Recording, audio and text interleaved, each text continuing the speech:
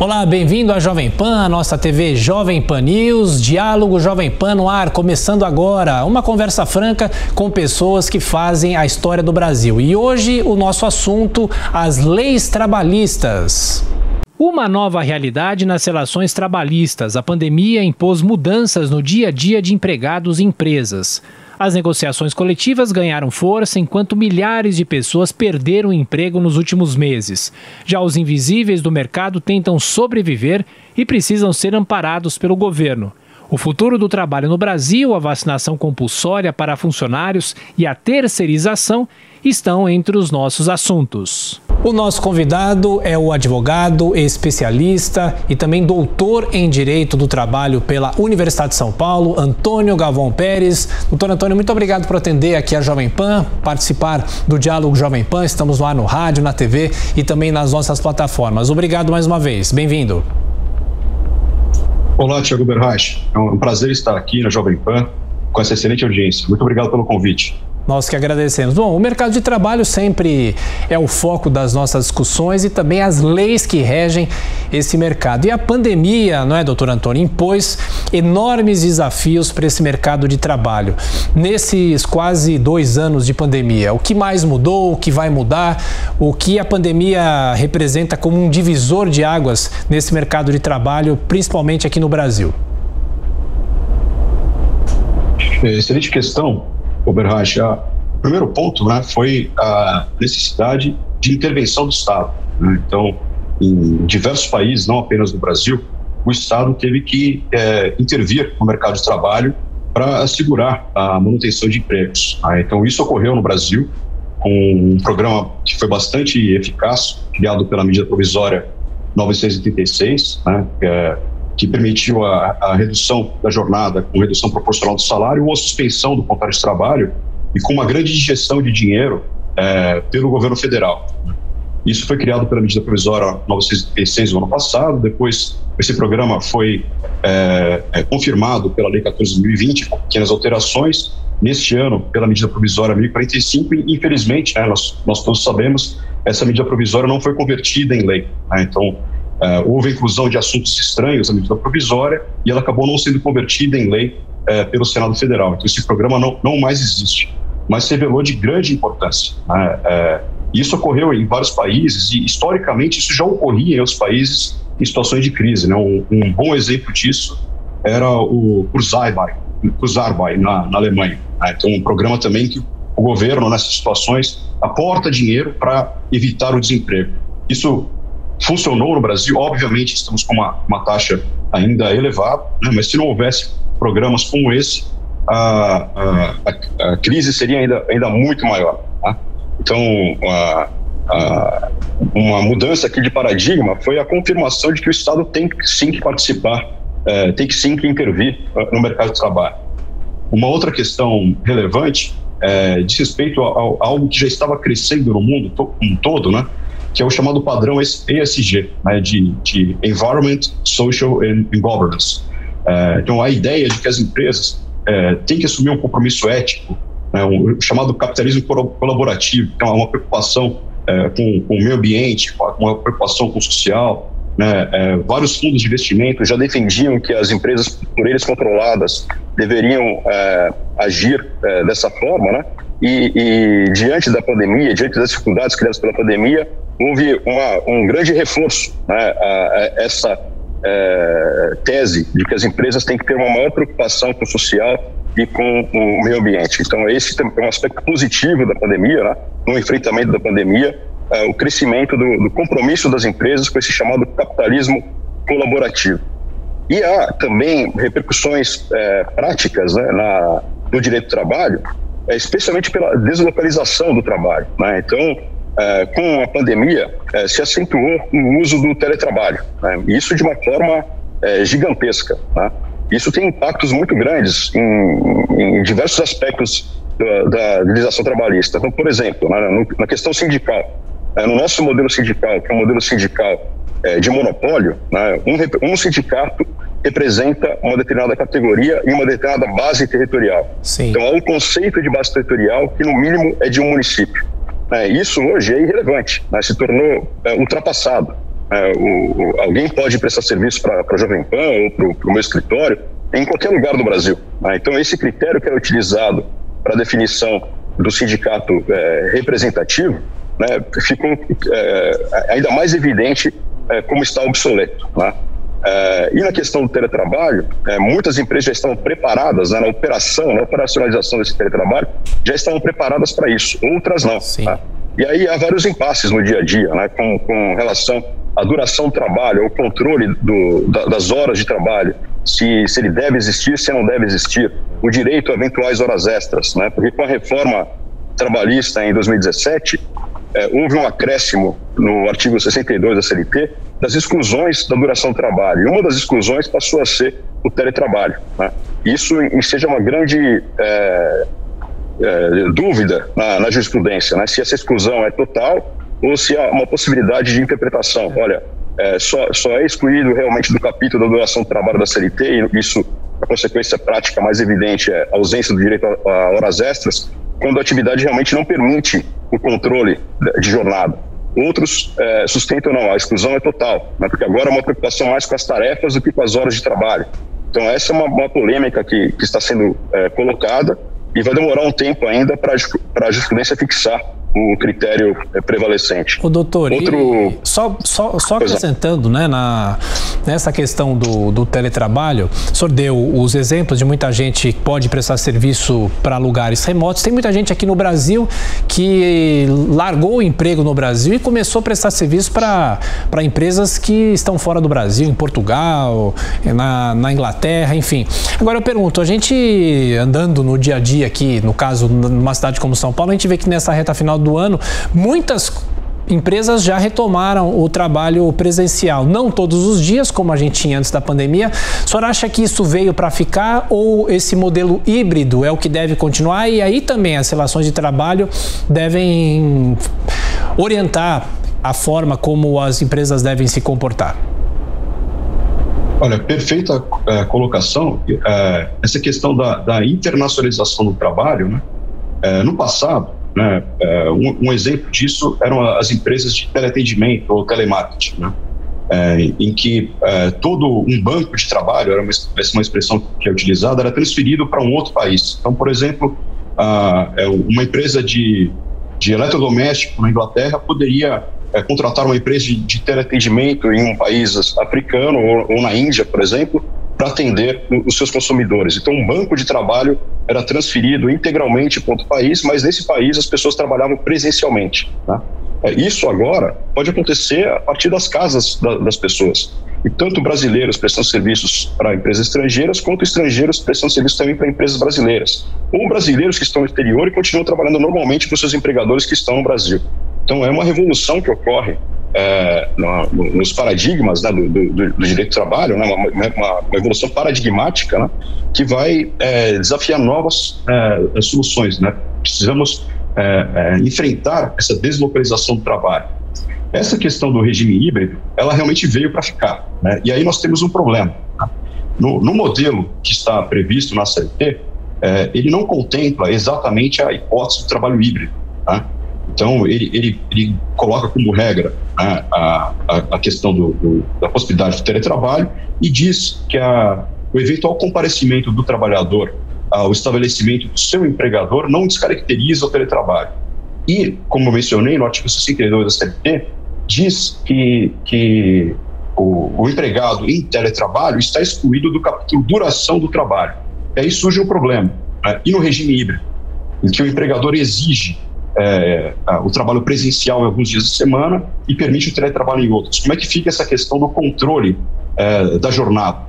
Como é que fica a questão do direito a eventuais horas extras?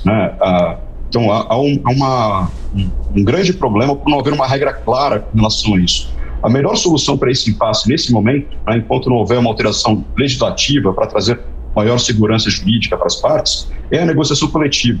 E isso também é um reflexo da pandemia, a valorização da negociação coletiva.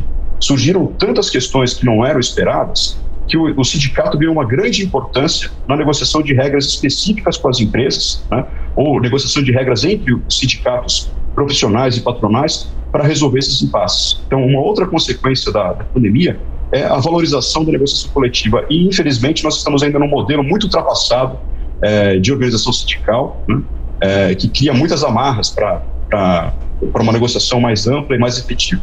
Mas é altamente recomendável que as empresas que utilizem o sistema híbrido, né, que negociem regras específicas para evitar problemas futuros. Negociem com sindicatos respectivos regras específicas para evitar problemas do futuro.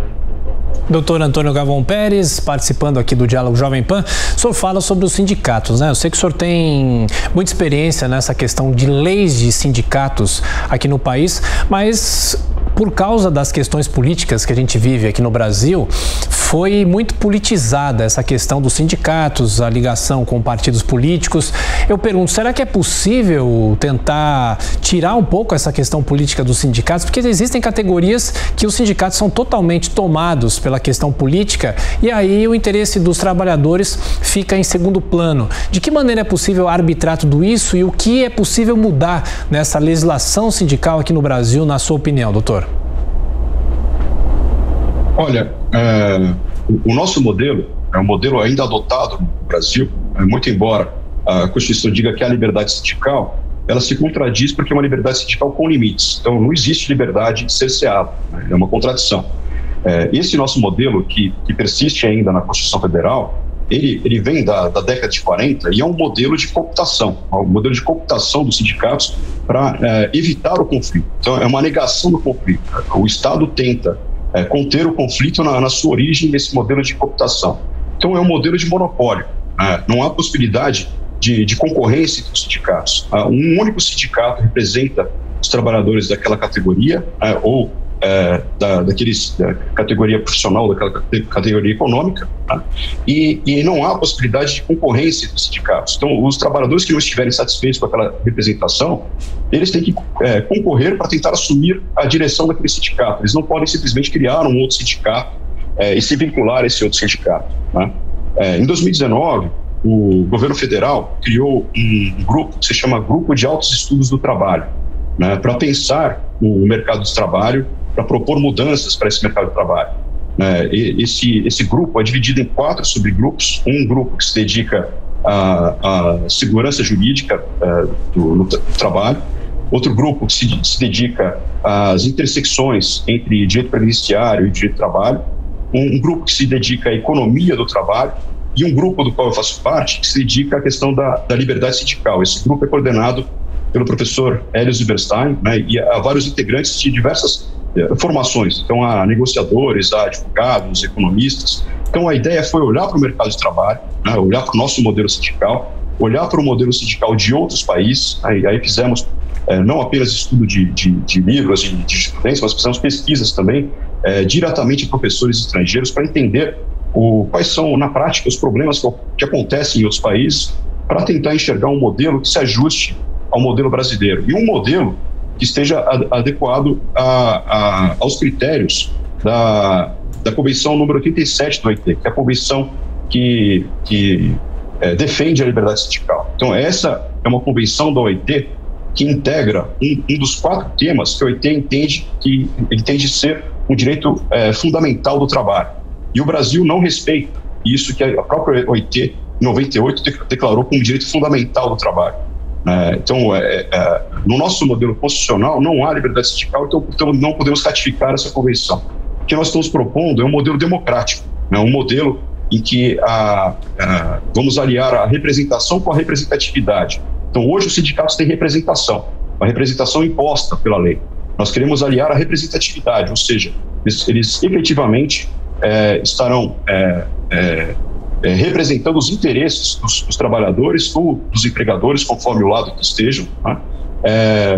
E isso tem várias nuances. É uma coisa bastante inovadora, né?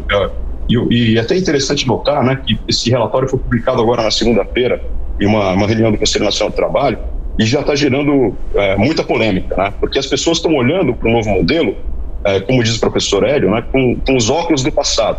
Então, é um modelo completamente diferente, né? Então, não existe mais o conceito de categoria, a não ser que as partes queiram, né? A questão aqui é democracia, é escolha livre pelas partes. Então, é possível manter o sistema atual? Sim, é possível, desde que seja do interesse das partes. É possível mudar a unidade de negociação, nós criamos o conceito de unidade de negociação nesse momento, é possível.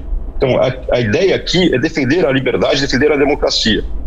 Agora, nós estamos acostumados com o modelo monopolista. Então, não adianta olhar para um novo modelo com essa visão. Não é possível, como se diz popularmente, né, comparar laranja com bananas. Né? Então, é preciso ter um pouco de paciência, né, e de interesse para estudar isso no detalhe e entender como as regras todas se encaixam nesse modelo que está sendo proposto. É um grupo que foi criado para esse estudo, né? Não é necessariamente a posição do governo, né? Até o próprio governo, ao divulgar os relatórios, ressalvou essa peculiaridade. Então, é a posição do grupo, é uma proposta, né?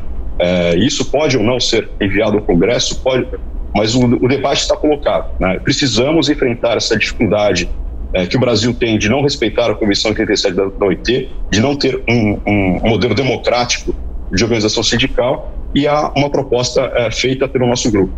Perfeito. Doutor Antônio, a gente tem que falar sobre a CLT, né? A CLT a gente aprende lá nos bancos escolares, que é um modelo que surgiu ainda na ditadura, na gestão de Getúlio Vargas aqui no Brasil. E eu pergunto, há muita discussão sobre a CLT, se é um modelo já envelhecido, porque hoje nós temos, inclusive nessa discussão do auxílio emergencial, os invisíveis aqui no Brasil, pessoas que não têm qualquer tipo de relação trabalhista com empresas, são pessoas que trabalham por conta. Você tem a terceirização também. Recentemente tivemos a reforma trabalhista, né, ainda na gestão de Michel Temer, mas eu pergunto, como que é possível dar início a uma discussão sobre uma revisão total da CLT? Claro que quem é CLT não quer perder todos os vínculos, não quer sair perdendo, mas também tem aquela discussão, se a pessoa é terceirizada, ela pode trabalhar para mais empresas, talvez ganhar mais. Como é que é possível iniciar essa discussão no Brasil, se é que é uma discussão que já não foi iniciada, né? Olha, essa discussão ela existe há muito tempo, né? A reforma de 2017, né, o grande ganho dela foi a valorização da negociação coletiva, a criação de regras muito claras, né, sobre a negociação coletiva, o que pode negociar, o que não pode negociar, quais os limites, a possibilidade do acordo coletivo, né, prevalecer sobre as comissões coletivas, ou seja, a regra específica para uma empresa, para um grupo de empresas, prevalece sobre a regra aplicável a toda a categoria, né? Então, a reforma de 2017 trouxe para o texto da CLT também outros tipos contratuais, trabalho intermitente, por exemplo, regulamentou pela primeira vez o teletrabalho. Então, houve sim muitas mudanças importantes com a reforma de 2017. Mas nós temos ainda um vício de origem, tá? O nosso modelo legislativo no Brasil, o modelo da lei do trabalho no Brasil, é um modelo ainda voltado apenas para o emprego, né? Então, na prática, nós temos hoje, dentro da CLT, dentro da proteção da CLT, um pequeno percentual de trabalhadores e fora do modelo da CLT, de diversos outros trabalhadores, né? Então, a variação desse percentual nos estados brasileiros também é grande. Então, há estados em que os informais representam um número muito maior do que em outros estados. Então, o nosso modelo está voltado para o empregado. Só que, ao fazer isso, né, ele tenta dar um tratamento homogêneo para um mercado de trabalho que é cada vez mais heterogêneo, né? Muitos outros países já enxergaram isso há anos e tentaram distribuir melhor essa proteção. Então, não apenas o empregado deve ser destinado a alguma proteção trabalhista, mas também a outros tipos contratuais. Então, na Espanha, a figura do trabalhador autônomo, economicamente dependente. Na Itália e na Alemanha, a ideia do trabalhador parasubordinado. Então, são trabalhadores que não são empregados, né, não se inserem no conceito de empregado, mas que têm uma proteção também assegurada pela lei, né? E mais recentemente surge o problema das plataformas digitais, né?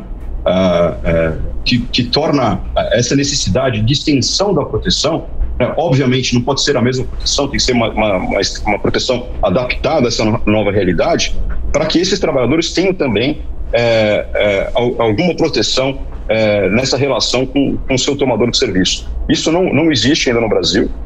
Existe uma grande polêmica na jurisprudência brasileira se o trabalhador de plataforma, por exemplo, é empregado ou não é empregado, E o problema é que no vazio normativo, né, enquanto não houver uma lei regulamentando essa matéria, há naturalmente uma pressão para que muitos grupos e até juízes defendam que esses trabalhadores são empregados, muito embora não se ajuste de forma alguma aos conceitos de empregado que estão no artigo 3º e 2º da CLT. Então, há uma tentativa de inserir essa bitola estreita do contrato de emprego, trabalhadores que não preenchem os requisitos para serem empregados, né? E isso é feito para segurar alguma proteção a eles, né? Quando o correto seria enxergar as peculiaridades dessas novas atividades e tentar transferir essas novas atividades a alguma proteção possível. E sempre, né, valorizando a possibilidade de, por negociação coletiva, haver também a criação de outras regras, né? Porque essas relações são cada vez mais dinâmicas. Então, o engessamento de muitos critérios em uma legislação aplicável a todos, né, pode também ter resultados ruins no futuro. Então, mais uma vez, né, tudo está a demonstrar a necessidade de uma mais ampla negociação coletiva para a criação de regras que se estendem, inclusive, a quem não é empregado. Isso ainda está muito longe de ocorrer no Brasil, porque, eu repito, nosso modelo é um modelo homogêneo para um mercado que é cada vez mais heterogêneo.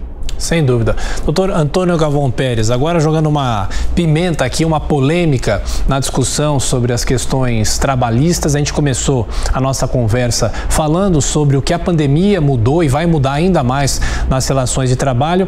Eu pergunto, houve recentemente, inclusive com uma portaria do governo federal, sobre a vacinação de funcionários. Se as empresas podem aceitar ou não, ou devem aceitar ou não, ou tomar alguma decisão contra funcionários que não se vacinam.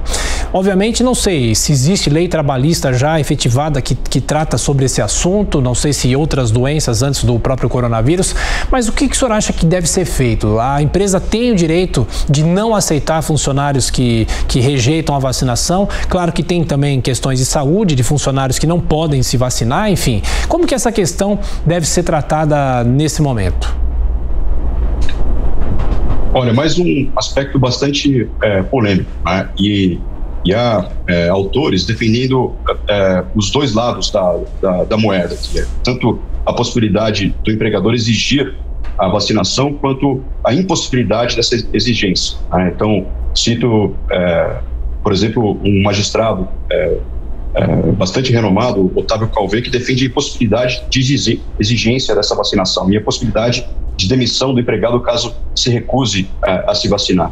Por outro lado, muitos autores defendem essa possibilidade. Eu, por exemplo, já escrevi com o professor Robortella artigos nesse sentido. O que está em jogo aqui é o interesse coletivo diante do interesse individual. Então, o empregador ele tem o dever de preservar a saúde no ambiente de trabalho. Então, isso não é apenas uma possibilidade do empregador, é um dever. Dentro da questão da liberdade individual e desse dever que tem a empresa e da necessidade de proteger a saúde de todos, também é uma garantia constitucional, nós precisamos olhar para a Constituição de uma forma a conciliar todos esses interesses. E para conciliar todos esses interesses, né, nós podemos até nos valer de um precedente do STF, né, que tratava de uma outra questão, mas que criava uma distinção entre a vacinação compulsória e a vacinação forçada, né? Então, o STF, ele entendeu, né, ao julgar essas ADIs, a 6.586 e 6.587, que não é possível forçar a vacinação, mas a vacinação pode ser compulsória. O que significa isso? Se alguém se recusa à vacinação, isso é um direito individual, mas essa pessoa assume algumas consequências. Então, essa pessoa, por exemplo, pode ser impedida de entrar em alguns locais, né? Pode ter alguma restrição de locomoção, e esse debate se colocou não apenas no Brasil, mas em diversos outros países. O governo federal adotou uma posição de que não é possível a exigência da vacinação por empregador e não é possível a rescisão desse contrato por justa causa na hipótese de recusa. Isso constou da portaria 620 deste ano, e isso ensejou o ajuizamento de 4 arguições de descumprimento de preceitos fundamentais perante o STF. O ministro Barroso, há alguns dias, no começo de novembro, já decidiu, né, proceder uma liminar pela aparente inconstitucionalidade dessa regra, né? Então, essa regra que foi criada por essa portaria do governo federal não se aplica mais, né? E o ministro Barroso defende, então, a possibilidade de exigência do comprovante de vacinação e também a possibilidade de rescisão desse contrato por justa causa na hipótese de recusa. Está aberto um caminho para isso e já era a posição majoritária antes mesmo da portaria do governo federal e antes mesmo dessas ADPFs que foram ajuizadas no Supremo Tribunal Federal. Mas é uma questão bastante polêmica, tá? E é sempre necessário também ressalvar aquelas hipóteses em que o trabalhador não pode se vacinar. E aí, nessas situações, mais uma vez, né, a importância de negociação de critérios, né? Então, esse trabalhador pode ficar afastado do trabalho ou pode ser mantido em teletrabalho. Há que encontrar soluções para essas hipóteses que, por uma razão de saúde, por exemplo, não seja possível a vacinação. Então, mas é um aspecto bastante interessante, né? Inclusive porque essas vacinas, em teoria, ainda são também experimentais, né? Examinando a experiência de outros países, esse tema tem se colocado como uma questão bastante controvertida. Doutor, para a gente fechar aqui a nossa conversa, falando sobre judicialização, a gente sempre ouve falar que a área trabalhista é muito judicializada, que o trabalhador normalmente CLT, se é mandado embora, ele vai na justiça para tentar alguma indenização, alguma coisa que nem sempre ele tem direito. A área trabalhista aqui no Brasil ainda é muito judicializada, diminuiu isso nos últimos anos, e o que fazer para que isso não caia sempre na justiça, porque a gente sabe que a justiça do Brasil acaba demorando e demorando muito. De que maneira é possível discutir isso aqui no país? Olha, um passo foi dado com a reforma de 2017, né? Então, em vários pontos, a reforma de 2017, ela enxergou que em alguma matéria havia diversas possibilidades de interpretação. Aí a reforma escolheu uma dessas possibilidades e fixou na lei. Então, se havia diversas possibilidades de interpretação e a reforma escolheu um critério e fixou na lei, isso reduz, obviamente, o risco de conflitos. Então, a reforma fez isso em inúmeras questões, né? A reforma também, ela trouxe a possibilidade de condenação do trabalhador em honorários de sucumbência. Então, isso não existia antes da reforma trabalhista. Então, antes da reforma trabalhista, o risco do trabalhador, quando ajuizava uma ação, era zero, praticamente inexistente. A reforma trouxe a possibilidade de condenação de quem perde a ação, digamos assim, de condenação ao pagamento de honorários de sucumbência para o advogado da parte contrária, né? E também trouxe sanções mais claras para as hipóteses de litigância de má-fé. Um impacto grande que houve assim que entrou em vigor a reforma não foi apenas na diminuição do número de reclamações trabalhistas, mas especialmente no número de pedidos das reclamações trabalhistas, né? Porque antes, né, muitas vezes a tônica era a seguinte: olha, se vai ser ajuizada a ação, então essa ação será ajuizada com o maior número possível de pedidos, né? Então isso, a reforma foi eficaz em combater isso, né? Então houve uma redução do número de pedidos, do número de reclamações trabalhistas. Recentemente, o Supremo Tribunal Federal, ele restringiu essa possibilidade de condenação em honorários de sucumbência, examinando a questão da justiça gratuita, né? E o reconhecimento do direito à justiça gratuita nos processos, na prática, tem sido muito exagerado, muito amplo. Não se exige qualquer tipo de comprovação na prática. Muito embora a lei exija a comprovação do trabalhador de que faz jus ao benefício da justiça gratuita, isso não acontece na prática. Então, há uma tendência, após essa decisão do STF, de aumentar novamente o número de reclamações trabalhistas. Não apenas pela decisão do STF, mas especialmente porque não há um critério muito rigoroso na concessão do benefício da justiça gratuita aos trabalhadores. Agora, o que fazer, né, para reduzir ainda mais esse grau de conflituosidade que existe no Brasil? A primeira resposta, que é óbvia, né, é criar leis mais claras, né, que reduzam as possibilidades de interpretação e reduzam, em consequência, os riscos de conflito. Nesse GAET, Grupo de Altos Estudos de Trabalho, um dos subgrupos estudou exatamente esse ponto, a necessidade de alterações para uma maior segurança jurídica. A outra solução óbvia, né, é criar mecanismos que fomentem a negociação coletiva.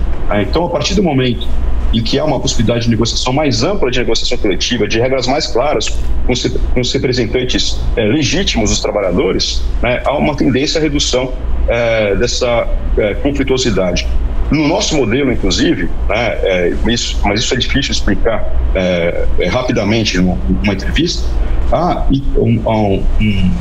um critério em que os próprios sindicatos e as empresas, ou os próprios sindicatos profissionais e sindicatos patronais, podem não apenas criar regras, mas também fiscalizar o cumprimento dessas regras e decidir os conflitos decorrentes da aplicação dessas regras. Então, trazer diretamente para as partes que negociam as regras a possibilidade de fiscalização também e de solução dos eventuais conflitos. Isso está proposto nesse relatório que foi apresentado agora na segunda-feira, mas é algo ainda muito avançado, né? Vai haver muito debate sobre esse tema. Perfeito. Doutor Antônio Galvão Pérez, mais uma vez, muito obrigado pela participação aqui na Jovem Pan, pelos esclarecimentos, pelas análises e muito sucesso. Até a próxima. Muito obrigado, agradeço mais uma vez o convite. Até a próxima. Até a próxima. Bom, nós conversamos aqui nesse diálogo Jovem Pan com o Dr. Antônio Galvão Pérez, que é advogado e também doutor em Direito do Trabalho pela Universidade de São Paulo. Para você que nos acompanha, para você que nos dá audiência, muito obrigado mais uma vez e fique com a nossa programação. Até a próxima.